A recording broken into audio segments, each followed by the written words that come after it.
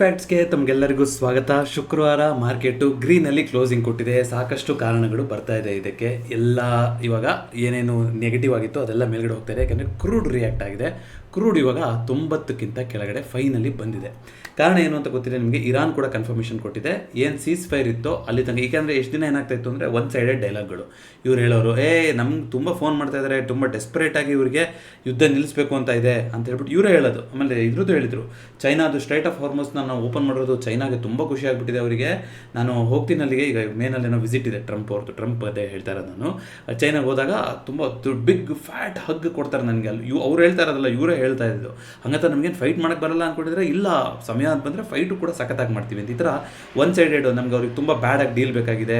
ಅವ್ರು ನಮ್ಗೆ ಫೋನ್ ಮಾಡ್ತಾನೆ ಇದ್ದಾರೆ. ಅವ್ರು ಹೇಳ್ತಾರೋ ಬಿಡ್ತಾರೋ ಇವ್ರ ಕಡೆಯಿಂದ ಹೇಳ್ಕೊತಾನೆ ಇರ್ತಾಯಿದ್ರು. ಆದರೆ ಈ ಸಲ ಫಾರ್ ಅ ಚೇಂಜ್ ಏನು ಹೇಳಿದೆ, ಇಸ್ರೇಲು ಮತ್ತು ಲೆಬನಾನ್ ಮಧ್ಯೆ ಇವರೇನು 10 ದಿನ ಸೀಸ್ ಫೈರ್ ಅಂತ ಹೇಳಿದ್ರಲ್ಲ, ಆ ಸೀಸ್ ಫೈರ್ ಮುಗಿಯೋ ತನಕ ಕೂಡ ಅದು ಯಾವಾಗ ಎಲ್ಲಿ ತನಕ ಕದನ ವಿರಾಮ ಅದೇ ರೀತಿ ರೆಸ್ಪೆಕ್ಟ್ ಆಗುತ್ತೋ ಅಲ್ಲಿ ತನಕ ಕಮರ್ಷಿಯಲ್ ಏನು ಶಿಪ್ಪಿಂಗ್ಗಳು ವ್ಯವಹಾರಕ್ಕೆ ಕೂಡ ನಾವು ಏನು ತೊಂದರೆ ಕೊಡೋದಿಲ್ಲ ಹಾರ್ಮೋಸಲ್ಲಿ ಅಂತ ಇರಾನ್ ಹೇಳಿದೆ. ಆ ಲೆಬನಾನ್ದು ಮತ್ತು ಇಸ್ರೇಲ್ದು ಸೀಸ್ ಫೈರು ಹಾಗೆ ಇರಬೇಕು ಅಂತ. ಜೊತೆಗೆ ಇವ್ರದ್ದು ಮತ್ತು ಇರಾನ್ದು ಮತ್ತು US ಇಂದ ಏನು ಸೀಸ್ ಫೈರ್ ಇತ್ತು ಅಲ್ಲಿರೋ ತನಕ ಕೂಡ ನಾವು ಸ್ಟ್ರೈಟ್ ಆಫ್ ಹಾರ್ಮೋಸ್ನ ಮುಕ್ತ ಮಾಡಿದ್ದೀವಿ, ಯಾರು ಬೇಕಾದ್ರೂ ವ್ಯವಹಾರ ವಹಿವಾಟುಗಳನ್ನು ಮಾಡ್ಕೋಬೋದು ಅಂತ ಅನೌನ್ಸ್ ಮಾಡಿಬಿಟ್ರು ಇವತ್ತು. ಇದೆಲ್ಲ ಸ್ವಲ್ಪ ಮಾರ್ಕೆಟ್ ಅವರ್ಸ್ ಆದಮೇಲೆ ಸ್ವಲ್ಪ ಆಚೆ ಬರ್ತಾ ಹೋಯಿತು. ಬಟ್ ಮಾರ್ಕೆಟ್ ಇದನ್ನ ಆಲ್ರೆಡಿ ನೋಡಿತ್ತು ಅಂತ ಅನ್ಸುತ್ತೆ. ಹಾಗಾಗಿ ಇವತ್ತು ಮಾರ್ಕೆಟು ಪಾಸಿಟಿವ್ ಆಗಿ ರಿಯಾಕ್ಟ್ ಮಾಡಿದೆ. ಪಾಸಿಟಿವ್ ಅಂದರೆ ವೀಕ್ಲಿ ಕ್ಯಾಂಡಲಲ್ಲಿ ಕಂಟಿನ್ಯೂಸ್ ಆಗಿ ಐ ಥಿಂಕ್ 2ನೇ ವಾರ ಆಯಿತು. ಫಸ್ಟ್ ವಾರ ಆಗಿದ್ದು ಡೋಜಿ, ಅದಾದಮೇಲೆ ಸೆಕೆಂಡ್ ವಾರ ಲಾಸ್ಟ್ ವೀಕ್ ತುಂಬ ಪಾಸಿಟಿವ್ ಆಗಿ ಕ್ಲೋಸಿಂಗ್ ಆಗಿತ್ತು. ಈ ವಾರನೂ ಕೂಡ ಪಾಸಿಟಿವ್ ಆಗಿ ಕ್ಲೋಸಿಂಗ್ ಆಗಿದೆ. ಆದರೆ ಇನ್ನೊಂದು ಸ್ವಲ್ಪ ಬೇಕಿತ್ತು ತುಂಬ ಒಂದು ಕಾನ್ಫಿಡೆಂಟ್ ಆಗಿ ಹೋಗೋಕ್ಕೆ. ಬಟ್ ಕ್ರೂಡ್ ಎಲ್ಲ ಈ ಥರ ಆಗ್ತಾ ಇರೋದ್ರಿಂದ ಆಲ್ರೆಡಿ ನೀವು ನೋಡ್ತಾ ಇದ್ದೀರಾ, ಗಿಫ್ಟ್ ನಿಫ್ಟಿ 24,800 ತೋರಿಸ್ತಾ ಇದೆ. ಅಂದರೆ ಸೋಮವಾರ ಒಂದು ಬಂಪರ್ ಆಗ್ಬೋದಾ ಅಂತ ನೋಡೋಣಂತೆ ಏನಾಗ್ತಾ ಹೋಗುತ್ತೆ ಅಂತ.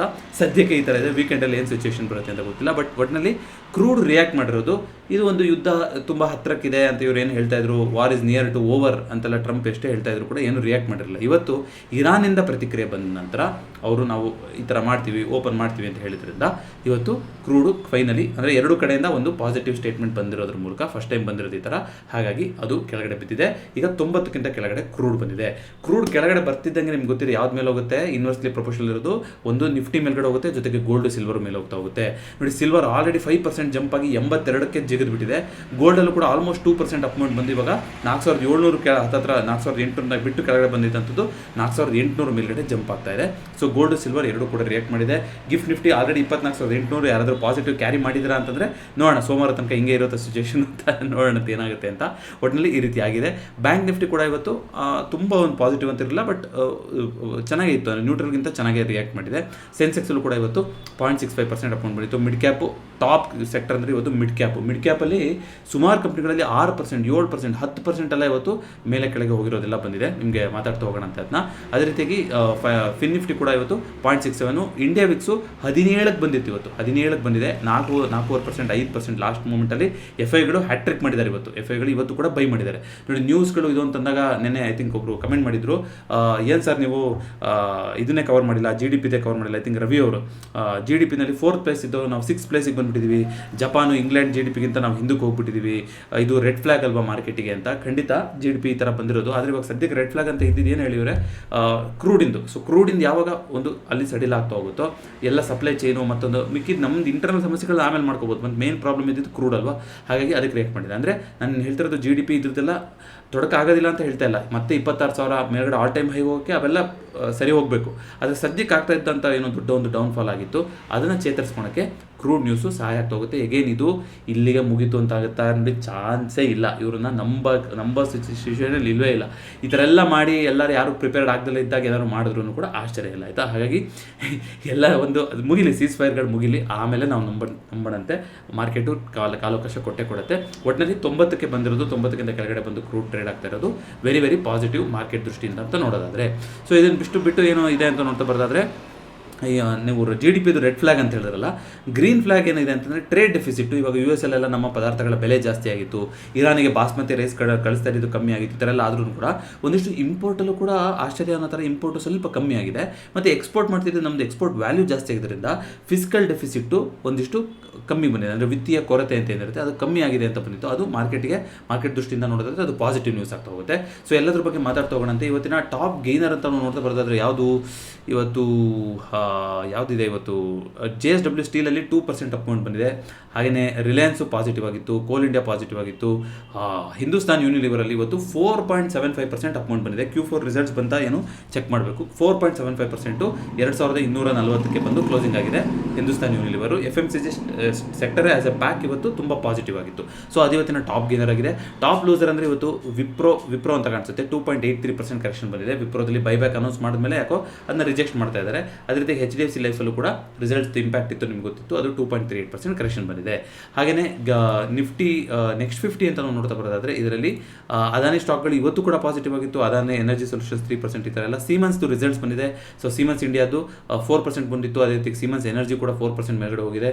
ಹಾಗೆಯೇ HDFC AMC ರಿಸಲ್ಟ್ಸ್ ಬಂದಾಗ ಸ್ವಲ್ಪ ಫಾಲ್ ಆಗಿ ಎಲ್ಲ ರಿಯಾಕ್ಟ್ ಮಾಡಿತ್ತು. ಇವತ್ತು 4.89% ಅಪ್ ಮೂವ್ಮೆಂಟ್ ಬಂದಿರೋದು ಮೂಲಕ ಬಹುಶಃ ಇವತ್ತಿನ ನಿಫ್ಟಿ ನೆಕ್ಸ್ಟ್ 50ಯ ಟಾಪ್ ಗೇನರ್ ಅದೇ ಆಗಿದೆ ಅಂತ ಕಾಣಿಸುತ್ತೆ. ಇವತ್ತು 4.89% ಅಪ್ ಮೂವ್ಮೆಂಟ್ ಬಂದಿರೋದು ಮೂಲಕ HDFC AMC. ಬಜಾಜ್ ಕನ್ಸ್ಯೂಮರಲ್ಲಿ ಒಂದು 10%, ಸುಜ್ಲಾನಲ್ಲಿ ಒಂದು 5%, ಕೋಲ್ಗೇಟಲ್ಲಿ ಒಂದು 4-5%, ಈ ಥರ ಸುಮಾರು ಒಂದು ಮಿಡ್ ಕ್ಯಾಪ್ ಕಂಪ್ನಿಗಳು ಇವತ್ತು ಪಾಸಿಟಿವ್ ಆಗಿತ್ತು.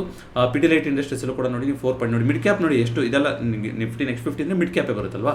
ಸೀಮನ್ಸು, HDFC AMC, Varun beverages, DMart, Pidilite, JSW steel, Hyundai, ಈ ಥರದ ಸುಮಾರು ಕಂಪ್ನಿಗಳಲ್ಲಿ 3%ಗಿಂತ ಜಾಸ್ತಿ ಅಪ್ ಮೂವ್ಮೆಂಟ್ಗಳು ನೋಡಲಿಕ್ಕೆ ಬಂದಿದೆ.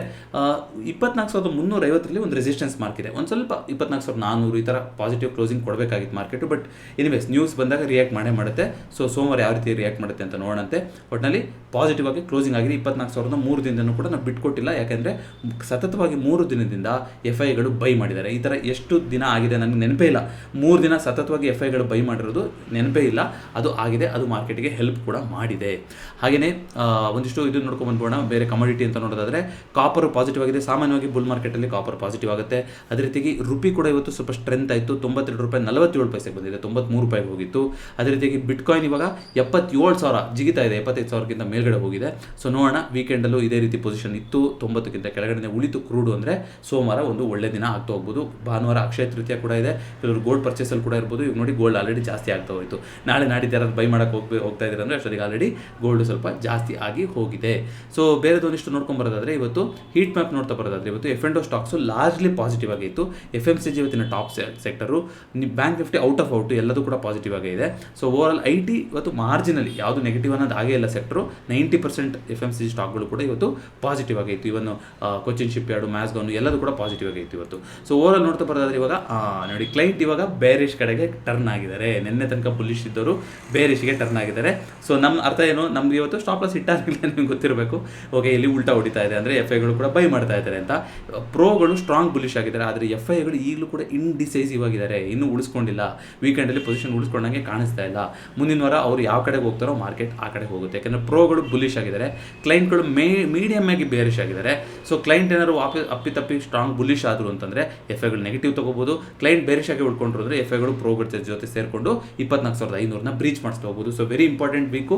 ಆಲ್ರೆಡಿ ಗಿಫ್ಟ್ ನಿಫ್ಟಿ 24,800 ತೋರಿಸ್ತಾ ಇದೆ, ನಂಗೆ ಗೊತ್ತು. ಬಟ್ ನೋಡೋಣ ವೀಕೆಂಡ್ ಆದಮೇಲೆ ಯಾವ ರೀತಿಯಾಗಿ ಓಪನ್ ಆಗುತ್ತೆ. 500 ಪಾಯಿಂಟ್ಗಳು ಸಿಗುತ್ತೆ ನಮಗೆ. ಗ್ಯಾಪ್ ಅಪ್ಪಲ್ಲೇ ಓಪನಿಂಗ್ ಆಯಿತು ಅಂದರೆ ಅವತ್ತೇನೂ ಇರೋದಿಲ್ಲ. ಸೊ ಒಂದು ಸ್ವಲ್ಪ ರೇಂಜಲ್ಲಿ ಓಪನ್ ಆಯಿತು ಅಂದರೆ ಒಂದು ಪಾಸಿಟಿವಿಟಿ ಇತ್ತು ಅಂದರೆ ಒಂದಿಷ್ಟು ನೋಡಿ ಇವಾಗ ಆಗ್ತಾ ಇರೋದೇ ಆ ಥರ. ಯಾರು ಪೊಸಿಷನ್ ಕ್ಯಾರಿ ಮಾಡೋಕ್ಕೆ ಫಸ್ಟ್ ಆಫ್ ಆಲ್ ಸಿಚುವೇಷನ್ ಇದೆಯಾ, ಆ ಥರ ಸಿಚುವೇಷನ್ ಕಾಣಿಸ್ತಾ ಇಲ್ಲ.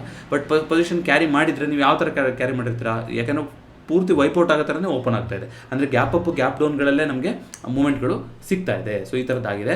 ಸೊ ಅದನ್ನು ಬಿಟ್ಟು ಅಂತ ನೋಡ್ತಾ ಬರೋದಾದರೆ ಇವತ್ತು FIDA ಇದು ತೋರಿಸ್ತಿಲ್ಲ. ಬಟ್ FIಗಳು ಇವತ್ತು 683 ಕೋಟಿ ಬೈ ಮಾಡಿದ್ದಾರೆ.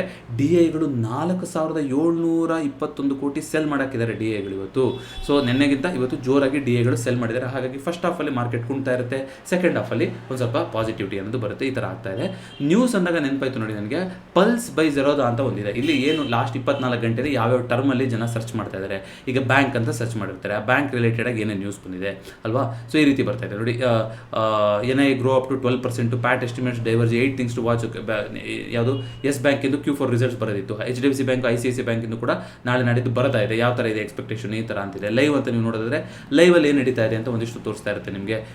ಈ ಥರ Iran rejects temporary ceasefire 6 complete end to war. ಅಂದರೆ ಟೆಂಪ್ರರಿ ಏನಲ್ಲ, ಇದು ನಾವು ಕಂಪ್ಲೀಟಾಗಿ ಎಂಡ್ ಮಾಡೋಕ್ಕೆ ಅಂತ ನೋಡ್ತಾ ಇದ್ದೀವಿ ಅಂತ ಇರಾನ್ ಹೇಳಿದೆ ಇತ್ತೀಚೆಗೆ. ಅದು ಮಾರ್ಕೆಟ್ಗೆ ಪಾಸಿಟಿವಿಟಿ ಕೊಟ್ಟಿದೆ. ಇದೆಲ್ಲ ಕೂಡ ನೋಡಿ ನೀವು ನೋಡ್ತಾ ಇರ್ತಾರೆ. ಯಾರು ರಿಲೇಟೆಡ್ ನ್ಯೂಸ್ ಅಂದರೆ pulse.zerodha.com ಅಂತ, ಇದ್ರ ಬಗ್ಗೆ ಡೆಡಿಕೇಟೆಡ್ ವಿಡಿಯೋ ಅಂತ ಏನು ಮಾಡಿರಲಿಲ್ಲ. ಬಟ್ ಇದು ಒಂದು Zerodha ಇನ್ವೆಸ್ಟ್ ಮಾಡಿರೋಂಥ ಪ್ಲಾಟ್ಫಾರ್ಮು ಪಲ್ಸ್ ಅಂತ. ಲಾಸ್ಟ್ 24 ಅವರ್ಸ್ದು ಲೇಟೆಸ್ಟ್ ಬಿಸ್ನೆಸ್ಸು, ಫೈನಾನ್ಸು, ಏನೇನು ಮಾರ್ಕೆಟ್ ನ್ಯೂಸ್ ಇದೆಯೋ ಅದು ನಿಮಗೆ ಸಿಗ್ತಾ ಇರುತ್ತೆ. ಹಾಗೆಯೇ ಒಂದಿಷ್ಟು ಸ್ಟಾಕು ಇನ್ವೆಸ್ಟ್ ಮಾಡೋದಕ್ಕೆ ಒಂದಿಷ್ಟು ನೀವು ಕ್ವೇರಿಗಳನ್ನು ಹಾಕೊಂಡು ನೋಡ್ಬೋದು. ಯಾವುದು ರೆಕಮೆಂಡೇಷನ್ ಅಂತಲ್ಲ, ಯಾವುದು ಒಳ್ಳೆ ಲೆವೆಲಿಗೆ ಬಂದಿದೆ, ಏನು ಕತೆ ಅನ್ನೋದನ್ನ ನೀವು ಸ್ಕ್ರೀನರು ಈ ಥರ ವೆಬ್ಸೈಟ್ಗಳಲ್ಲಿ ನೀವು ನೋಡ್ತಾ ಹೋಗ್ಬೋದು. ಅದನ್ನು ಬಿಟ್ಟು ಅಂತ ನೋಡೋದಾದರೆ ಇಲ್ಲಿ ಒಂದು ಮನಿ ಕಂಟ್ರೋಲಲ್ಲೇ ಒಂದಿಷ್ಟು ಇಂಡಿಯನ್ ಇಂಡಿಸಿಸ್ ಅಂತ ಒಂದು ಸಿಗ್ತಾ ಹೋಗುತ್ತೆ ನಿಮಗೆ. ಇಲ್ಲೆಲ್ಲದು ಸಿಗ್ತಾ ಹೋಗುತ್ತೆ. ಇಲ್ಲಿ ಫಂಡಮೆಂಟಲ್, ಟೆಕ್ನಿಕಲ್ ಎಲ್ಲ ಕೂಡ ಕೊಡ್ತಾರೆ ಇವರು. ಬಟ್ ಫಂಡಮೆಂಟಲ್ಲಿ ಒಂದು ಅಬ್ಸರ್ವ್ ಮಾಡಿದ್ದು ನಾನು ಏನಾಗಿದೆ ಅಂತಂದರೆ, ಇತ್ತೀಚೆಗೆ ಯಾವ್ಯಾವ ಕಂಪ್ನಿಗಳು ಸ್ಪ್ಲಿಟ್ ಆಗಿರುತ್ತೆ ಇದೆಲ್ಲಾಗಿರುತ್ತಲ್ಲ. ಫಾರ್ ಎಕ್ಸಾಂಪಲ್ ಬಜಾಜ್ ಫೈನಾನ್ಸು ನೋಡಿ 3 ಅಂತ ತೋರಿಸ್ತಾ ಇದೆ ಪಿ ರೇಷು. ಹಂಗಲ್ಲ ಇದು, ಯಾಕಂದರೆ 1:10 ಸ್ಪ್ಲಿಟ್ ಆಗಿತ್ತು ಅಲ್ವಾ. ಸೊ 1:10 1:5 ಸ್ಪ್ಲಿಟ್ ಆಗಿತ್ತು. ಸೊ ಅದು 30 ಇದ್ದಿದ್ದೆಲ್ಲ ಇವಾಗ 3 ಅಂತ ಆಗೋಗ್ಬಿಡುತ್ತೆ. ಸೇಮ್ ಕೋಟಕ್ ಮಹೀಂದ್ರ ಬ್ಯಾಂಕಿಗೂ ಅಷ್ಟೇ, ಟಾಟಾ ಮೋಟರ್ಸ್ ಪ್ಯಾಸೆಂಜರ್ ವೆಹಿಕಲ್ ಅಷ್ಟೇ. ಸ್ಪ್ಲಿಟ್ ಆದಮೇಲೆ ಇವ್ರು ಯಾಕೋ ಅಪ್ಡೇಟ್ ಮಾಡ್ತಾ ಇಲ್ಲ. ಹಾಗಾಗಿ ಅದಕ್ಕೆ ಕಂಪೇರ್ ಮಾಡಿದ್ರೆ ಸ್ಕ್ರೀನರು, ಟಿಕ್ಕರ್ ಟೇಪು ಈ ಥರ ಸೈಟ್ಗಳೇ ನಿಮಗೆ ಬೆಟರ್ ಅಂತ ಅನಿಸ್ತಾ ಹೋಗುತ್ತೆ ನನಗೆ. ಸೊ IPOಗಳು ಅಂತ ನೋಡ್ತಾ ಬರೋದಾದರೆ ಸದ್ಯಕ್ಕೆ CTS ಟ್ರಾನ್ಸೆಟ್ ಇನ್ವೆಸ್ಟ್ಮೆಂಟ್ ಟ್ರಸ್ಟ್ ಲಿಮಿಟೆಡ್ ಅನ್ನೋದು ಒಂದು IPO ನಡೀತಾ ಇದೆ. 17 ಏಪ್ರಿಲ್ ಇವತ್ತಿಂದ ಶುರುವಾಗಿದೆ. ಎಷ್ಟು ಸಬ್ಸ್ಕ್ರಿಪ್ಷನ್ ಆಗಿದೆ ಏನು ಡೇಟಾ ಬಂದಿಲ್ಲ. ಸೊ ಅಪ್ಕಮಿಂಗ್ IPOಗೆ ಒಂದು ಸೆಬಿ ಇದನ್ನು ಕೊಟ್ಟಿದೆ, ಪರ್ಮಿಷನ್ ಕೊಟ್ಟಿದೆ. ಕೋಲ್ ಬ್ರಾಂಚಲ್ಲಿ ಇನ್ವೆಸ್ಟ್ ಮಾಡೋದಕ್ಕೆ ಅಂತ ಒಂದು ಬಂದಿತ್ತು.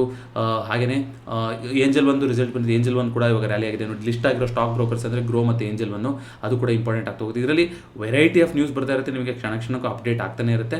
ನಿಮಗೆ ಲಿಮಿಟೆಡ್ ಏನಿದೆ, ನಿಮ್ಗೆ ಯಾವ್ದು ಬೇಕೋ ಅದನ್ನು ನೀವು ಆಯ್ಕೆ ಮಾಡ್ಕೊತ ಹೋಗ್ಬೋದು. pulse.zerodha.com ತಿಳಿಸ್ಬೇಕು ಅಂತ ಅನಿಸ್ತು, ಅದಕ್ಕೋಸ್ಕರ ಹೇಳ್ತಾ ಇದ್ದೀನಿ. ವೀಕೆಂಡಲ್ಲಿ ಸಾಧ್ಯವಾದಷ್ಟು ಒಂದು ಆರ್ಬಿಟ್ರಾಜ್ ಫಂಡ್ ಬಗ್ಗೆ ಕೇಳಿದಿರಾ, HUL ಬಗ್ಗೆ ಇದೆ, ಟ್ಯಾಕ್ಸೇಷನ್ ಬಗ್ಗೆ ಇದೆ. ಯಾವುದು ನಿಮಗೆ ಇಂಟ್ರೆಸ್ಟ್ ಇದೆ ಅನ್ನೋದನ್ನ ದಯವಿಟ್ಟು ಕಮೆಂಟ್ ಮಾಡಿ, ಅದ್ರ ಬಗ್ಗೆ ಡೆಡಿಕೇಟೆಡ್ ವಿಡಿಯೋ ಮಾಡುವಂಥ ಪ್ರಯತ್ನ ಪಡ್ತೀನಿ. ಮತ್ತೊಂದು ಫಿನ್ಫ್ಯಾಕ್ಟ್ಸ್ನೊಂದಿಗೆ ಭೇಟಿಯಾಗೋಣ. 2026 ನಮ್ಮ ಚಾನಲ್ ಮಿಷನ್ ನಿಮಗೆಲ್ಲರಿಗೂ ಗೊತ್ತಿದೆ. ಇನ್ವೆಸ್ಟ್ ವಿತ್ ಇಂಟೆಂಟ್, ಒಂದು ಗುರಿ ಜೊತೆಗೆ ಒಂದು ಇನ್ವೆಸ್ಟ್ಮೆಂಟ್ ಇರಲಿ, ಅದು ಶಾರ್ಟ್ ಟರ್ಮ್ ಆಗಲಿ ಲಾಂಗ್ ಟರ್ಮ್ ಆಗಲಿ. ಇದ್ರ ಬಗ್ಗೆ ಡೆಡಿಕೇಟೆಡ್ ವಿಡಿಯೋ ಪ್ರತಿ ವಿಡಿಯೋದ ಡಿಸ್ಕ್ರಿಪ್ಷನ್ ಇರುತ್ತೆ. ಇಂಟ್ರೆಸ್ಟ್ ಇದ್ದವರು ಚೆಕ್ಔಟ್ ಮಾಡ್ತಾ ಹೋಗ್ಬೋದು. ಮತ್ತೊಂದು ವಿಡಿಯೋದೊಂದಿಗೆ ಸಿಗ್ತೀನಿ. ಎಲ್ಲರಿಗೂ ನಮಸ್ಕಾರ.